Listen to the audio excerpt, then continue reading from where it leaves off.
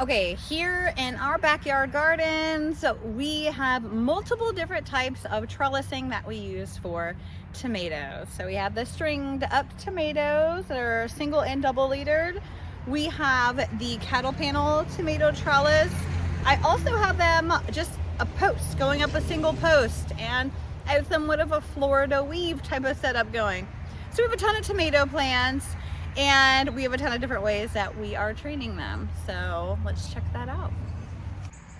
Hey guys, welcome back to Garden and Grease. And if we haven't met yet, my name is Nikki, and here on Garden and Grease, we make videos about creating and maintaining our backyard homestead. That includes our gardens, our chickens, and everything homestead. Today, we are in our tomato bed, and we have a ton of pruning and training to work on. If you can see, this is a really tall tomato plant. They're all really tall like this. They shot up in the past couple weeks, and we've got to get them under control. So let's jump into it. Okay. Yes, we have a ton of tomatoes in a small space. This is a 4x8 bed, and I am definitely pushing the limits of this space. And we need to get everything under control, do some pruning to get some more airflow going in here. But I want to show you what I've been doing. Now, I made a video, and I'll link that, how we set up this trellis system and how I started to train our tomatoes using a string method. And this year we're doing the hooks. And this year I'm letting more of them double leader, which I'm already kind of regretting. A lot of them are double leadered. So this tomato plant, which is, we're gonna stick to one so I can show you this one, is a Rosa. And I started my string. I use, let's see if we can find it, a landscape staple, whatever you wanna call it, down here, and I tie it to it. You don't have to do that. You can tie it straight to the plant, which you'll see I actually do later on. And then I like to wrap the string or the plant around the string. I have used the clips before. They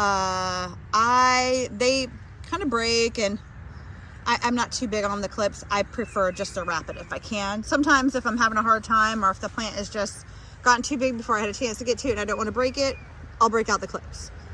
So I've wrapped, and down here you'll see I've also already clipped off the lower leaves, and I'm gonna also take this one off. It's just hanging really low. You can see it's got some bug damage, probably some, we have a lot of flea beetles and stuff in the area. But we're gonna take this one off. It's below any of the fruit set, so no big deal. Okay, and I have cut off all of these suckers. Now let me show you a sucker. I hear the chickens fighting in there. Here, up here, is a huge sucker that I need to clip off. It's this right here, coming down. And a sucker will come out where you have a leaf branch coming out from the main stalk. And I think of this as the armpit. That is a sucker. Now that sucker will become a vine, just like the main stalk, and it will set fruit on it and leaves and everything else. I allowed one. So now, instead of having one main stem, I've allowed one of them, which naturally wied off here. It wasn't even a sucker. This plant, and a lot of them, not all, a lot of them will Y off. You'll hear the chickens in the background.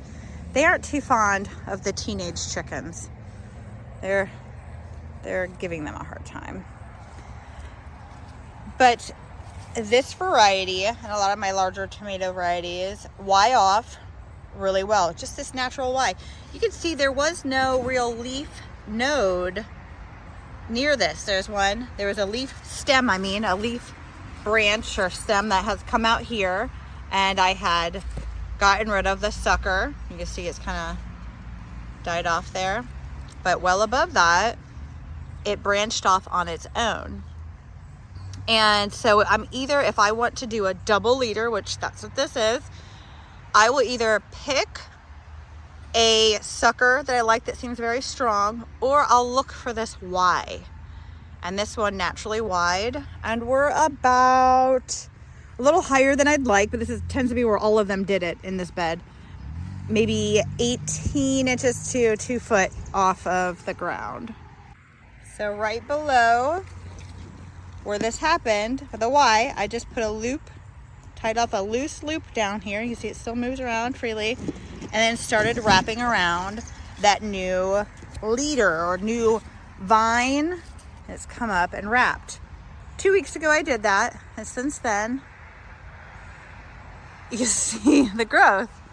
The main stalk since then, I've followed that same string that originally was on it, followed it up, and it has grown insane. Okay, before I get started, I am gonna spray down my tools, my cutters, and I put that alcohol spray in a little spray bottle, but I also use the little like alcohol wipe things you get like in the pharmacy section or whatever. I get them at the Dollar Tree actually. So I'm gonna start down here on those lower leaves that I don't need, and I'm gonna cut them really close to the vine, take that off. When I'm doing this, I'm also looking to see if there are any signs of disease. I don't see any disease anywhere. I'm gonna leave this. I've got cosmos growing under here too. Cosmos, I have marigolds in the beds. I got chives, which long past their prime here. So I pruned a lot of that. That's like 18 inches of pruning. Oh, I got one really low. So even though you prune your lower stuff, you're gonna get little like suckers down by the base, which that was down by the base. I just cut that one off. You can see in here, there's a little baby sucker right here. Just gonna pop that off with my fingernail. Like that. There's little baby suckers all in here. I'm taking all those off. I've got my Y, my natural Y that came in, a leaf branch, and where after I Y'd, you know, I gotta follow and do all the suckers off of the armpit of this second leader now. So it's like double the work, but I'm gonna have double the tomatoes. So coming up and plucking all of those. See this here. So this is our stalk right here, which it's kind of Y'ing off here. I'm gonna take this one off. I could have chosen which one I wanted to be the leader there, but I chose this one because there's flowers coming off of this one too. So we have that, and it looks like this double system here. This one is done being pruned, but now I've got to train it. I want to keep it trained on my string because I don't want this to break off.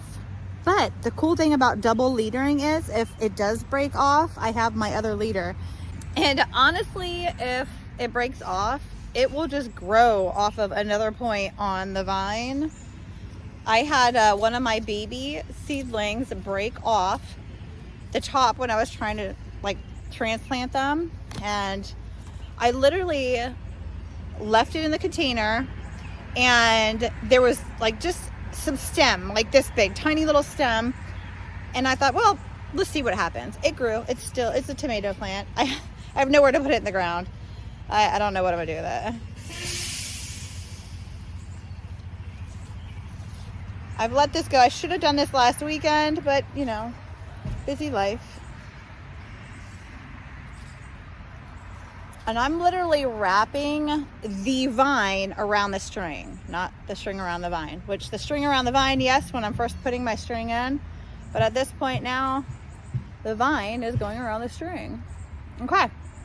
Some things to keep in mind are all of these are indeterminate tomatoes. With the determinate tomatoes, we do not prune any of the suckers. We do prune the lower leaves, anything below the fruit set, the flowering stems.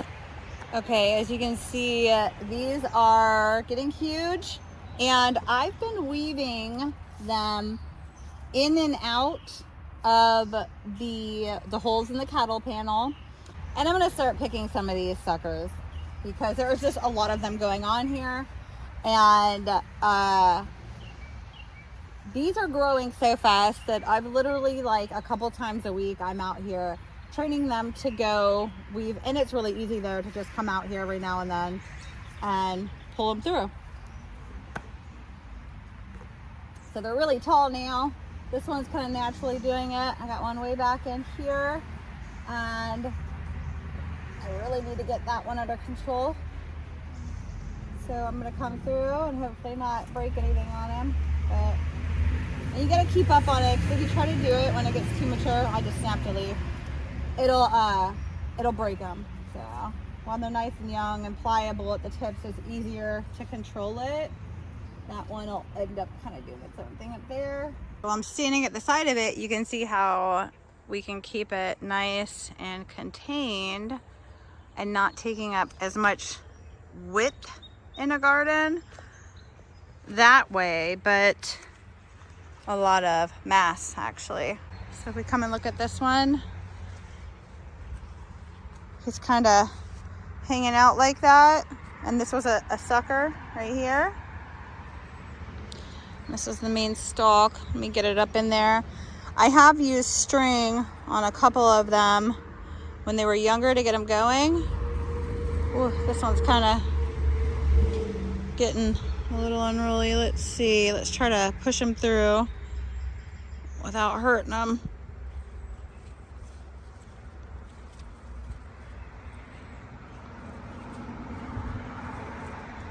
Like that. He's getting heavy, so I might actually tie him up so he doesn't break anything. I think it's gonna be okay though.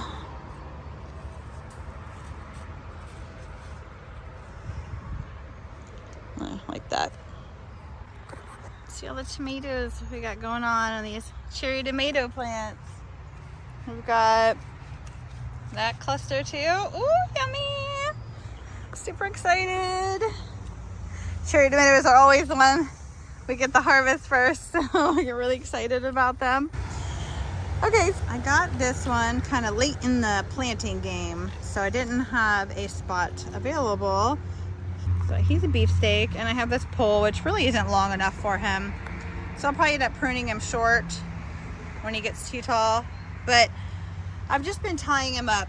So I'm gonna grab some more string and help tie him up a little bit more. And this is just a natural 100% or whatever cotton twine that I use, and I can link this spool into the description. It's an Amazon link. We are affiliates, so, and I just want to keep him coming up here, and on him I am going to be pruning all these extra suckers off because he's already pretty massive. I missed a big one over here. Here's my clippers.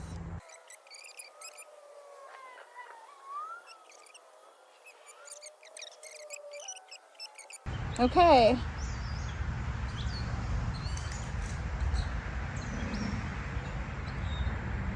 I do it underneath of a leaf stem right here, so it'll help support it a little bit. And I make it really loose because the stalk's gonna keep getting kind of thicker. So I kind of put my finger in between the stalk and where I'm making my knot, so I make sure it's nice and loose.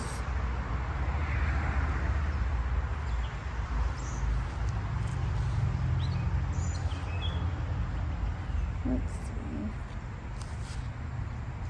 That was a big sucker now that I'm looking at that one. And there's no flowers on it just yet, so I'm gonna take that sucker off there too. There we go. A lot cleaner looking. And I'm gonna catch this limb. So he's double leadered technically. And that was kind of an accident. He got big really fast. And he wanted to, he had naturally kind of wide off down there. Let's bring him in a little without being too rough about it. There we go.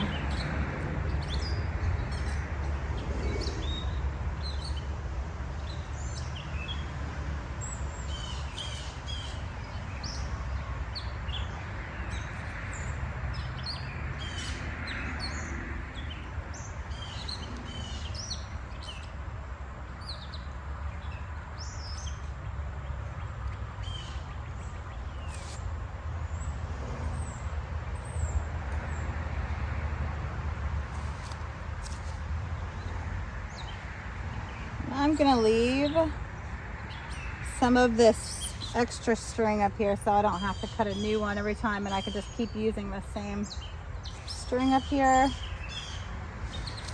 and tying them. Okay. Boy, if that don't look better. You can see I just kind of took a bunch of extra string, wrapped around the top. That way I don't have to start another one. I could just untie it at the top there and then bring some around to help him out. So he'll straighten up how it's gonna curve right here and it's growing this way. That'll end up shooting straight upward anyway. So I wish I would have put a longer pole. I didn't have any more long ones in there for him. But he's got a lot of flowers going, so hopefully we'll get some good tomatoes off of him still. This bed's actually kind of an iffy situation for me.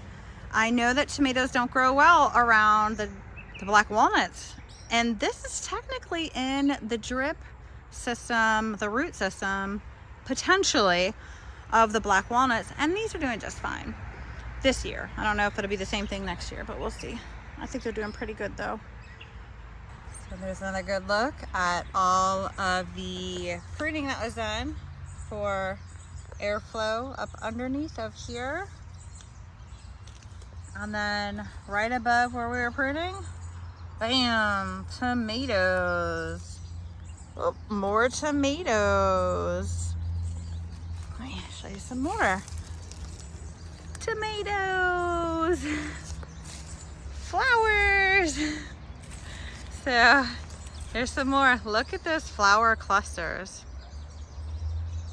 It's just, I mean, and you see more tomatoes back behind there. So we did a really good job. A lot of this flowers and tomatoes were starting to come on when we did the pruning last week. And this past week we've had 90-degree temperatures. Look at all those 90-degree temperatures. So it's really actually made these plants very active. More it's bird poop on there. That birds like to hang out on top of the trellis, and that's okay. They help control insects.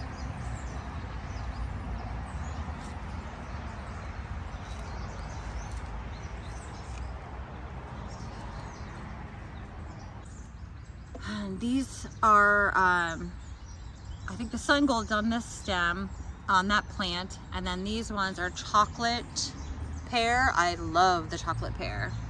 And there are just so many tomatoes on these plants. All right guys, well, if you found this to be helpful at all, or you just enjoyed watching this video, please subscribe if you haven't done so already, and hit that like button. Thank you for watching Garden and Grease, guys. Have a good day.